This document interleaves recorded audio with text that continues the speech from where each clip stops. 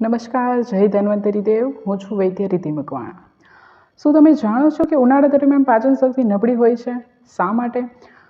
ઉનાળા દરમિયાન સૂર્યના કિરણો અને સૂર્યના તાપના લીધે પરસેવા સ્વરૂપે જઠરાગ્નિ શરીરમાંથી બહાર નીકળે છે, તો આ દરમિયાન પાચન શક્તિ શિયાળા જેવી પ્રબળ રહેતી નથી.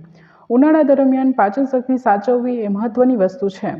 ઉનાળા દરમિયાન પાચનની તકલીફો ઉત્પન્ન થાય છે, જેવી કે ગેસ, એસિડિટી, અપચો, અજીર્ણ, ઉલટી, ઝાડા, ખાટા ઉડકાર આવવા વગેરે જેવી તકલીફો ઉત્પન્ન થાય છે. તો આ દરમિયાન પાચન શક્તિ જળવાવી એ મહત્વની વસ્તુ છે નથી. તો આ દરમિયાન ભારે ખોરાકનો ઉપયોગ ન કરવો જોઈએ.